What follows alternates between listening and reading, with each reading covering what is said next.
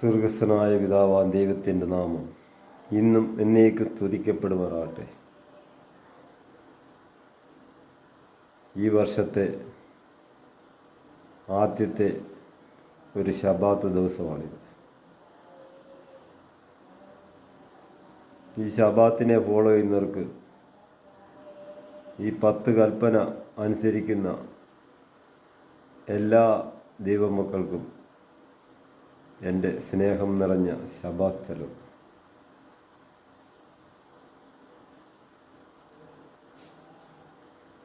കാലം കഴിയുന്ന നാളുകൾ തോറും കർത്താവിൻ വരവു സമീപമായി. യാത്ര ചെയ്യും ഞാൻ ക്രൂശെ നോക്കി, യുദ്ധം ചെയ്യും ഞാൻ യേശുവായ്ക്കായി. ജീവൻ വെച്ചിടും രക്ഷകനായി അന്ത്യശ്വാസം വരെയും. ഞെരുക്കത്തിനപ്പം ഞാൻ തിന്നെന്നാലും, കഷ്ടത്തിൻ കണ്ണുനീർ കുടിച്ചെന്നാലും, ദേഹി ദുഃഖത്താൽ ക്ഷയിച്ചെന്നാലും, എല്ലാം പ്രതികൂലമായെങ്ങാലും യാത്ര ചെയ്യും ഞാൻ ക്രൂശെ നോക്കി, യുദ്ധം ചെയ്യും ഞാൻ യേശുവായ്ക്കായി. ജീവൻ വെച്ചിടും രക്ഷകനായി അന്ത്യശ്വാസം വരെയും. Praise the Lord. ദൈവത്തിൻ്റെ ദിവസം, ഇന്നത്തെ ദിവസം അനുഗ്രഹിക്കപ്പെട്ട ഒരു ദിവസമാണ്. 6 ദിവസം വേല ചെയ്യുക, 7-ാം ദിവസം സ്വസ്ഥമായിരിക്കണം എന്നൊരു കൽപ്പനയാണ്. ഇത് അനുസരിക്കേണ്ട ആവശ്യം തന്നെയാണ്. ദൈവരാജ്യത്ത് അബ്രഹാമിൻ്റെ ദൈവവും ഇസ്ഹാക്കിൻ്റെ ദൈവവും യാക്കോബിൻ്റെ ദൈവവുമായ ഇസ്രായേലിൻ്റെ ദൈവത്തെ അറിയുന്ന ഏവർക്കും തന്നെ ഈ സ്വസ്ഥത ആവശ്യം തന്നെയാണ്.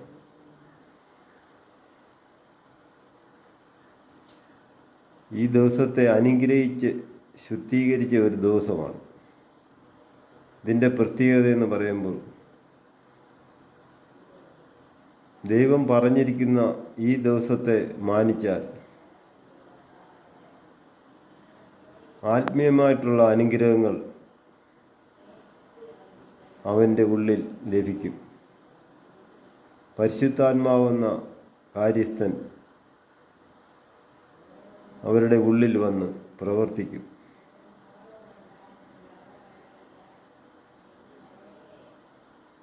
ദൈവം പറഞ്ഞിരിക്കുന്ന കൽപ്പനകളിലൊന്നും തന്നെ ക്രിസ്ത്യാനികൾ ഒട്ടുമുക്കാൽ പേരും അനുസരിക്കുന്നില്ല. ലോകം തരുന്ന നന്മകളും ലോകത്തിലുള്ള സകല ആഡംബരങ്ങളും സകല നന്മകളുമൊക്കെ അനുഭവിച്ച് ദൈവമായിട്ടുള്ള ബന്ധത്തിൽ കഴിയാതെ മുന്നോട്ട് പോകുന്നവർക്ക് ദൈവത്തിങ്കിൽ നിന്നും ആത്മീയമായിട്ടൊന്നും ലഭിക്കത്തില്ല. വെളിച്ചത്തിൻ്റെ പിതാവിങ്കിൽ നിന്നും ആത്മീയ അനുഗ്രഹങ്ങൾ ലഭിക്കണമെങ്കിൽ നമ്മൾ കൽപ്പനകൾ അനുസരിക്കണം. പുറപ്പാട് പുസ്തകം 20-ാം അധ്യായത്തിൽ 10 കൽപ്പനകൾ കിടക്കുന്നു. നിന്റെ ദൈവമായ കർത്താവിനെ അല്ലാതെ നീ ആരെയും ആരാധിക്കാൻ പാടില്ല. ആകാശത്തിൻ്റെ കീഴിലോ ഭൂമിക്ക് മീതെയോ സമുദ്രത്തിലുള്ളതോ യാതൊന്നിൻ്റെയും വിഗ്രഹമോ പ്രതിഷ്ഠയോ ദൈവം സൃഷ്ടിച്ച സൃഷ്ടിയെ അല്ല ആരാധിക്കേണ്ടത്. പ്രപഞ്ച സൃഷ്ടാവായ ആ സൃഷ്ടാവാം ദൈവത്തെ ആരാധിക്കണം. അത് ഇസ്രായേലിലാണ് ആ ദൈവത്തിൻ്റെ വെളിപ്പാട്. വെളിപ്പെട്ടിരിക്കുന്നു.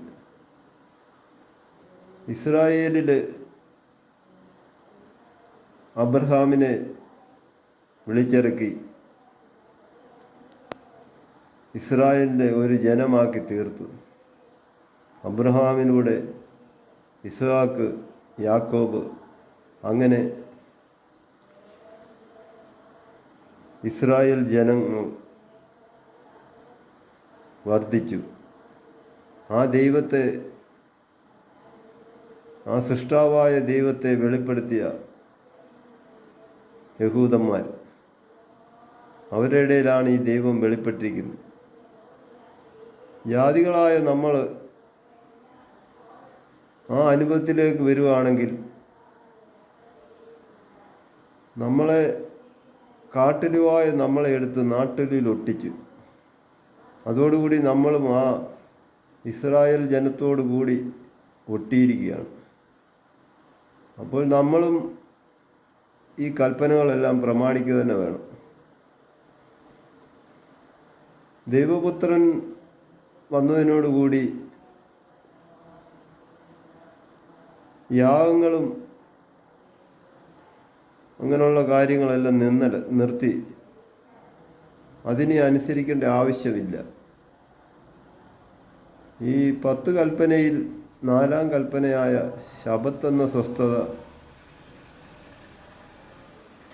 തള്ളിക്കളഞ്ഞ് ആരും തന്നെ ഈ ഇസ്രായേലിൻ്റെ ദൈവത്തെ അല്ല വിളിക്കുന്നത്. ഇസ്രായേലിൻ്റെ ദൈവത്തെ വിളിക്കുകയാണെങ്കിൽ ഈ 10 കൽപ്പന അനുസരിക്കുക തന്നെ വേണം.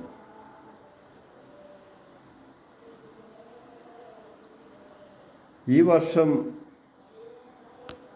തുടക്ക ദിവസം തന്നെ ലോകപ്രകാരം നോക്കുമ്പോൾ രാത്രി 12 മണിക്കാണ് ലോകപ്രകാരം 1-ാം ദിവസമാകുന്നത്. പക്ഷെങ്കിൽ ദൈവം സൃഷ്ടിയിൽ തന്നെ സൃഷ്ടിച്ച ദിവസം 1-ാം ദിവസം എന്ന് പറയുന്ന സന്ധ്യ മുതൽ അടുത്ത സന്ധ്യ വരെയാണ് ഈ 1-ാം ദിവസത്തെ മാറ്റം സംഭവിക്കുന്നത്. അതിനെ തിരുത്തി ലോകപ്രകാരം നോക്കുമ്പോൾ അത് രാത്രി 12 മണിക്കാണ് മാറ്റം വരുന്നത്. ഇസ്രായേലിൽ അവർ സന്ധ്യ മുതൽ പിറ്റേ ദിവസം സന്ധ്യ വരെയാണ് ആ ദിവസത്തെ കാണുന്നത്.